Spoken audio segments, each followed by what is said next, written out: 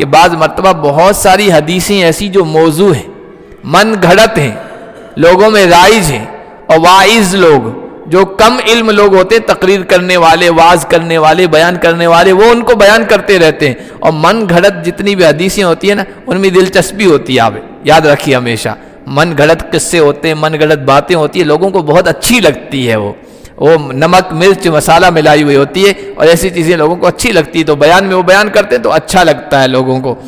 تو من گھڑت ہوتی ہے، جن کے بارے میں محدثین نے یعنی حدیث کے ماہرین نے کہہ دیا یہ من گھڑت ہے، موضوع ہے، تو اس کو اس طور پر تو بیان کر سکتے ہیں کہ لوگوں کے سامنے بیان کر کے پھر کہیں کہ بھائی یہ من گھڑت ہے، کہیں بھی سنو تو اس کو مت مانو، اس کی تردید کرو، اس کے بارے میں کہو یہ غلط ہے۔ تو بیان کرنے کے لیے کہ من گھڑت حدیث ہے جو لوگ بیان کرتے رہتے ہیں اور لوگ سنتے ہیں، بیان کرنے کے لیے اس کا جھوٹا پن ظاہر کرنے کے لیے تو بیان کر سکتے ہیں۔ وَأَن تَقُولُوا عَلَى اللَّهِ مَا لَا تَعْلَمُونَ۔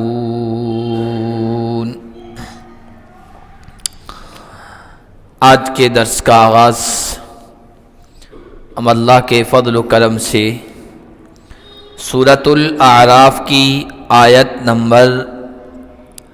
33 سے کر رہے ہیں۔ پچھلے درس میں جو آیات آئی تھی اس میں اللہ تعالیٰ نے مشرکین مکہ اور پچھلی قوموں کے عبادت گزار لوگوں نے اللہ کی حلال کردہ مباح اور جائز چیزوں کو بھی اپنے اوپر حرام قرار دیا تھا، ان کا ذکر تھا۔ مشرکین مکہ نے طواف کرتے ہوئے کپڑے پہننے کو اپنے اوپر گویا حرام قرار دیا تھا، اور یہ کہتے تھے کہ اللہ نے ہمیں ایسا حکم دیا ہے۔ اسی طرح پچھلی قوموں کے عبادت گزار تھے، انہوں نے عبادت میں، ریاضت میں حلال پسندیدہ لذیذ چیزوں کے استعمال کو اپنے اوپر حرام قرار دے دیا تھا۔ حج کرنے آتے تھے تو حج میں مرغن غذائیں، کھانے پینے کی بہترین چیزیں استعمال کرنے کو اپنے اوپر حرام کرتے تھے، سمجھتے تھے۔ تو اللہ تعالیٰ نے کہا اللہ نے جو زینت، خوبصورتی کی چیزیں اور پاکیزہ رزق پیدا کیا ہے اپنے بندوں کے لیے، کون ہے جو اس کو حرام قرار دے؟ وہ ایمان والوں کے لیے اس دنیا کی زندگی میں حلال ہیں، اور قیامت کے دن تو خالص انہی کے لیے ہوگا۔ آج جو آیتیں پڑھی اس میں اللہ تعالیٰ نے واقعی جو حرام چیزیں ہیں ان کو بیان فرمایا ہے، جن سے اللہ نے منع فرمایا ہے، روکا ہے۔ وہ 5 چیزیں ہیں۔ قل انما حرم ربی الفواحش، اے نبی آپ کہہ دیجئے کہ میرے رب نے جو چیزیں حرام کی ہے ان میں الفواحش فاحشہ ہے۔ فاحشہ کھلی ہوئی بے حیائی اور بے شرمی کو کہتے ہیں۔ ما ظہر منہا وما بطن، اس میں سے جو ظاہر ہو جو چھپی ہوئی ہو۔ بے حیائی اور بے شرمی کا کام زبان سے بھی کیا جاتا ہے، آنکھوں سے بھی کیا جاتا ہے، ہاتھوں کے اشاروں سے بھی کیا جاتا ہے، اور عمل سے بھی کیا جاتا ہے۔ بے حیائی مختلف شکلوں اور مختلف صورتوں میں ہوتی ہے، اور کھلے طور پر، علانیہ طور پر بھی کیا جاتا ہے، برملا اور پرائیویٹ طریقے پر بھی بے حیائی کا کام کیا جاتا ہے۔ یہ سب بے حیائی کے کام حرام ہیں، رب نے حرام قرار دیے ہیں۔ اب بے حیائی کی مختلف شکلیں ہیں کہ زبان سے بے حیائی کے بول رہے ہیں، آنکھوں سے بے حیائی کے اشارے کر رہے ہیں، یا غلط چیز کو دیکھ رہے ہیں، کانوں سے بے حیائی کی باتیں سن رہے ہیں۔ اسی طرح آج کل بے حیائی کی بہت ساری شکلیں آ گئی ہیں۔ اب دیکھیے کامیڈی میں جو ہوتا ہے نا، کامیڈی کی جا رہی ہے آج کل، اور اسٹینڈ اپ کامیڈی جسے کہتے ہیں، اس میں تو انتہائی بے حیائی کی چیزیں ہوتی ہیں۔ برملا فوری طور پر کچھ بھی بول دو، اور زیادہ تر بے حیائی اور بے شرمی کے بول ہوتے ہیں جس سے لوگ لطف اندوز ہوتے ہیں، اور ہنسی اور مزاح کی شکلیں پیدا کی جاتی ہے اور پیدا ہوتی ہے، تو یہ سب چیزیں جو ہے نا یہ حرام ہے، یہ معاشرے و سماج میں برائی کو اور بے حیائی کو رواج دیتی ہیں اور پھیلاتی ہیں۔ اس لیے بے حیائی کے کام چاہے کھلم کھلا ہو چاہے پرائیویٹ طریقے پر ہو، چھپ کے ہو، پروردگار نے ان کو حرام قرار دیا ہے۔ والإثم، دوسرا جو کام جسے حرام قرار دیا ہے وہ گناہ ہے۔ گناہ چاہے ظاہری ہو چاہے چھپ کر ہو، چاہے چھوٹا ہو چاہے بڑا ہو، مطلقاً اسم کا لفظ ہے، گناہ رب نے حرام قرار دیے ہیں، ان سے بچو۔ والبغی بغیر الحق، اور ناحق کسی پر ظلم کرنا، زیادتی کرنا، اللہ نے اس کو حرام قرار دیا ہے۔ اب اللہ کے معاملے میں، اللہ کے حقوق میں ظلم، اسے شرک کہا گیا ہے، اس کا تذکرہ پہلے آ چکا ہے، اور بندوں کے حق میں ظلم اور زیادتی، اس کے لیے بغی کا لفظ آیا ہے، والبغی بغیر الحق، ناحق ظلم کرنا، زیادتی کرنا، اس کو میرے رب نے حرام قرار دیا ہے۔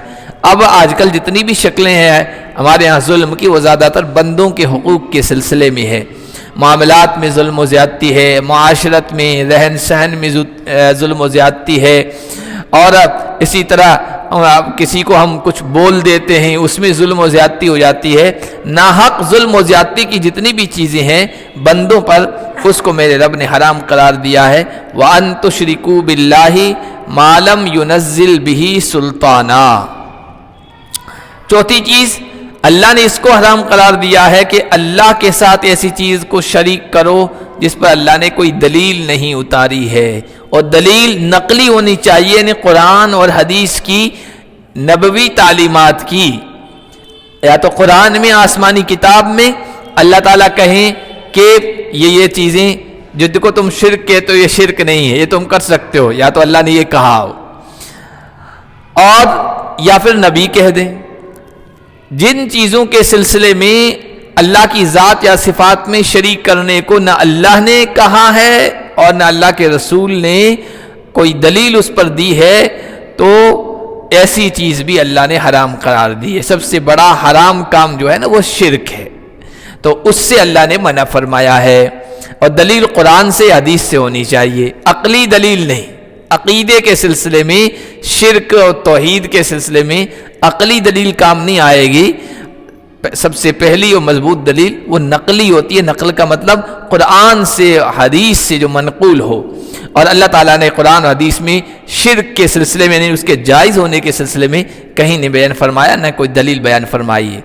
اور پانچویں چیز جو میرے رب نے حرام قرار دی ہے، وَأَن تَقُولُوا عَلَى اللَّهِ مَا لَا تَعْلَمُونَ، اللہ کی طرف ایسی بات منسوب کرو جو تم نہیں جانتے ہو۔ جیسے پیچھے دلیل دی تھی، جب مشرکین مکہ سے کہا جاتا تھا بیت اللہ کا ننگا طواف کیوں کرتے ہو، تو ایک تو انہوں نے یہ دلیل دی تھی کہ ہمارے آبا و اجداد کو، باپ دادوں کو اسی طرح کرتے ہوئے پایا ہے، تو وہ کیسے غلط ہو سکتی ہے۔ تو اللہ نے اس کا کوئی جواب نہیں دیا قرآن میں، کیونکہ وہ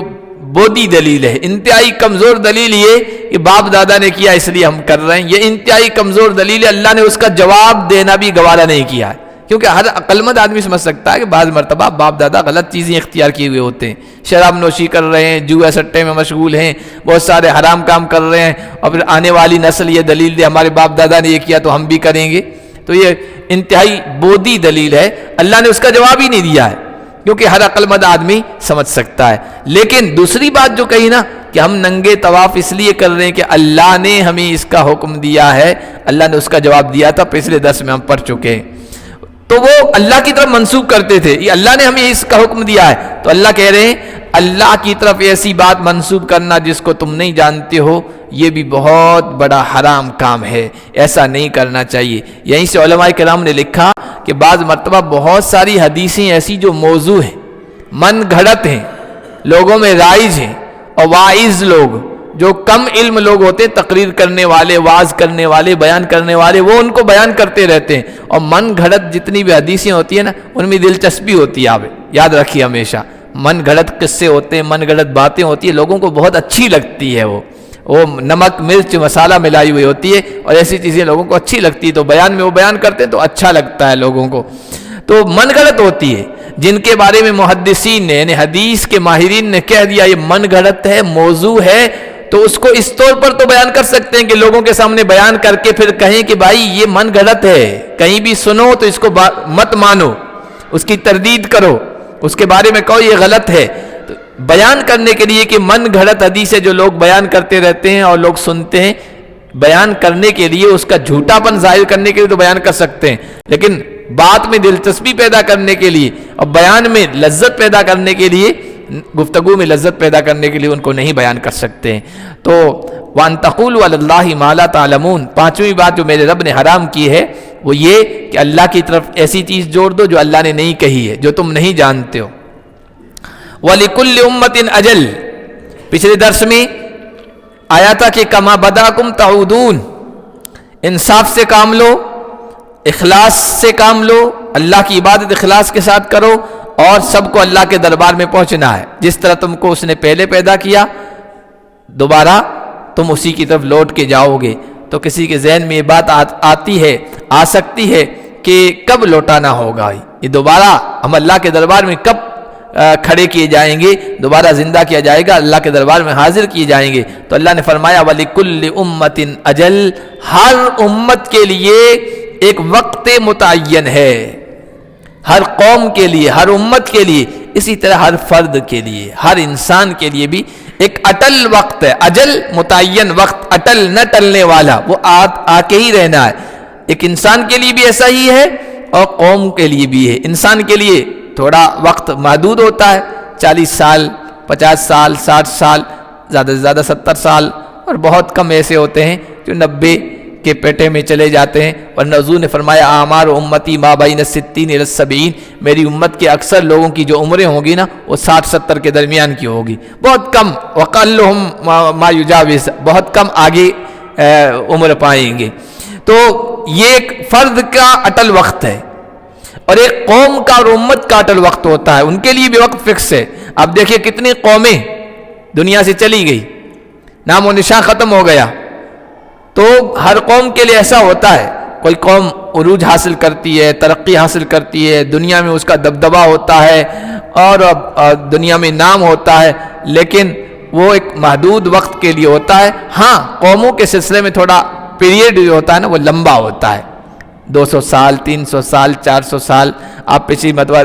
تاریخ اٹھا کے دیکھیے، 200 سال پہلے دنیا میں کس کا عروج تھا، آج کس کا ہے، اور آئندہ کس کا ہوگا کچھ پتہ نہیں۔ لیکن جب وہ وقت اللہ کا فیصلے والا آ جاتا ہے نا تو پھر ایک انسان کو بھی اس دنیا سے جانا پڑتا ہے اور قوم کو بھی اس دنیا سے چلے جانا پڑتا ہے، ان کا نام و نشان ختم ہو جاتا ہے۔ تو ہر امت کے لیے ایک وقت مقرر ہے۔ اسی لیے علماء نے لکھا کہ کوئی دنیا سے انسان چلا جاتا ہے تو بعض مرتبہ ہم کہتے ہیں کہ بھائی وقت سے پہلے چلا گیا، وقت سے پہلے کوئی نہیں جاتا ہے، وقت سے پہلے کوئی نہیں جاتا۔ اور اسی طرح کوئی حادثہ پیش آ جاتا تو ہم کہتے ہیں ایسا اگر ہو جاتا نا تو ایسا نہیں ہوتا، وہ بھی چیز ہم اکثر ہم لوگ بھی استعمال کر لیتے ہیں، لیکن ایسا نہیں کہنا چاہیے۔ اس لیے کہ ہر امت کے لیے بھی، ہر فرد کے لیے بھی ایک وقت متعین ہے، وہ جب آ جاتا ہے نا تو پھر اسباب خود بخود پیدا ہو جاتے ہیں، اللہ کی طرف سے ہی وہ اس طرح کے اسباب ہو جاتے ہیں کہ اس کو اس دنیا سے جانا۔ فَإِذَا جَاءَ أَجَلُهُمْ، جب وہ اٹل وقت آ جاتا ہے، متعین وقت، لا يستاخرون ساعة، تو نہ ایک گھڑی پیچھے ہو سکتے ہیں، ولا يستقدمون، اور نہ وہ جلدی، یعنی ان کا وقت سے پہلے نہ ان کی روح قبض کی جا سکتی ہے، نہ ان کو پکڑا جا سکتا ہے۔ وقت متعین پر سب کو اس دنیا سے جانا ہے، یا اللہ کا پکڑ کا اور عذاب کا فیصلہ آ گیا تو اسی متعین وقت پہ آئے گا۔ یا بنی آدم اما یأتینکم رسل منکم یقصون علیکم آیاتی، اے آدم کی اولاد، پھر تمہارے پاس تم ہی میں سے رسول آئیں، یقصون علیکم آیاتی، جو تمہارے سامنے میری آیتوں کو پڑھ کے سنائیں۔ یہ اللہ تعالیٰ نے آدم کی اولاد سے عالم ارواح میں جب روحوں کی شکل میں تھے وعدہ لیا تھا، عہد لیا تھا، اسی کا ذکر یہاں قرآن میں کیا جا رہا ہے۔ اے آدم کی اولاد،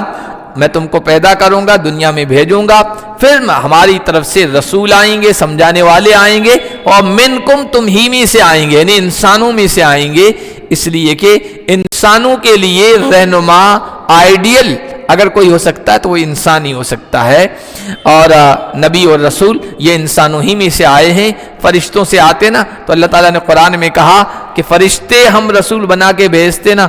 تب بھی تم کہتے کہ یہ فرشتے تو نہ کھاتے ہیں نہ پیتے ہیں، نہ ان کے ساتھ بیوی بچوں کے تقاضے ہیں، نہ تجارت و کاروبار کے تقاضے ہیں، دنیا کے کچھ تقاضے ہے ہی نہیں، ہم ان کو اپنا آئیڈیل کیسے مانیں؟ اس لیے اللہ تعالیٰ نے تم ہی میں سے اور اکثر قوموں میں ان کے خاندان اور برادری ہی میں سے رسول بھیجے گئے ہیں جن کی پوری زندگی ان کے درمیان گزری ہے اور بہترین گزری ہے، تاکہ کہیں بعد میں نبوت کا دعویٰ کرنے کے بعد کوئی انگلی نہ اٹھا سکے کہ یہ تو پہلے ایسا تھا بعد میں بزرگ بن گیا۔ نہیں، ان کے درمیان ان کا بچپنا گزرا، لڑکپن گزرا، جوانی گزری، 40 سال کی عمر کے بعد عام طور پر نبوت ملی ہے ہر نبی کو، تو تمہارے پاس رسول آئیں گے، تم ہی میں سے آئیں گے، اور وہ میری آیات کا مطلب قرآن کی آیات بھی ہیں، آیت سے مراد ہدایات، اللہ کی طرف سے جو رہنمائیاں ہیں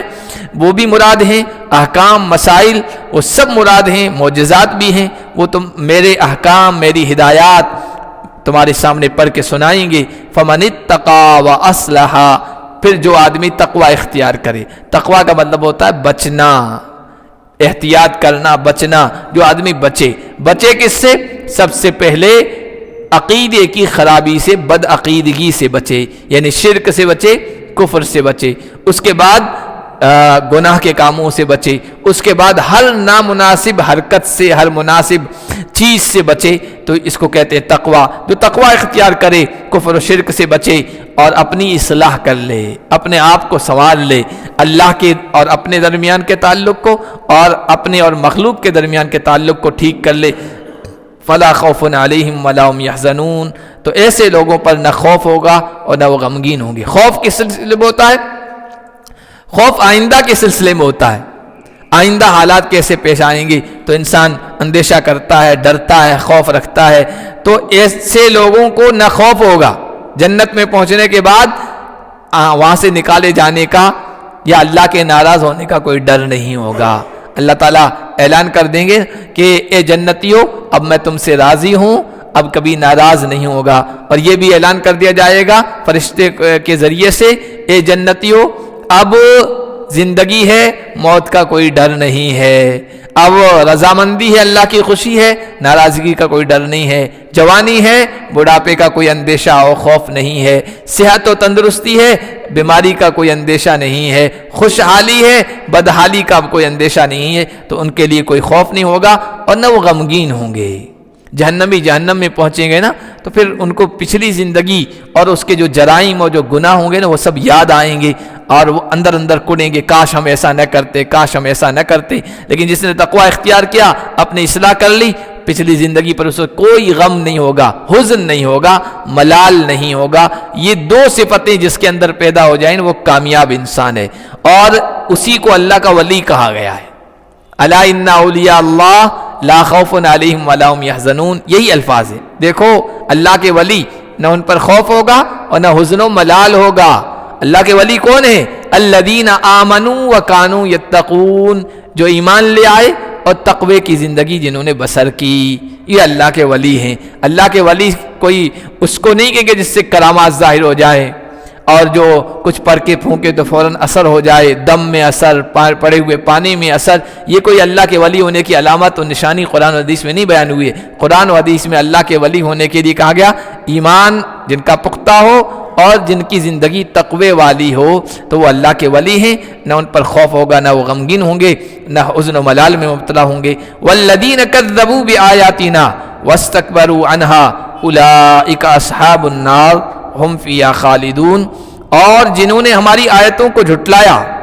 اور ان کا تکبر کیا، ان سے تکبر کیا۔ دیکھیے اللہ کی آیات، اللہ کے احکام، اللہ کی ہدایات اور نبیوں کے پیغام کے قبول کرنے میں سب سے بڑی رکاوٹ تکبر ہوتا ہے۔ تکبر مال کا بھی ہوتا ہے، جاہ کا بھی، یعنی حیثیت کا بھی۔ جو بڑے عہدے والے ہوتے ہیں نا وہ سمجھتے ہیں ہم ان کا پیغام کیوں قبول کریں، یا مال رکاوٹ بن جاتا ہے۔ جو تکبر کیا ایسے لوگ جہنمی ہیں، ہم فیہا خالدون، اور وہ اس میں پھر ہمیشہ ہمیش رہیں گے۔ اللہ ہم سب کی حفاظت فرمائے۔ آج کا درس اتنا ہی ہے، یہیں شہر میں کہیں پروگرام میں جانا ہے تو دیر ہو جائے گی۔ اللہ پاک ہم سب کو قرآن کو سمجھنے کی توفیق عطا فرمائے۔ سبحان اللہ۔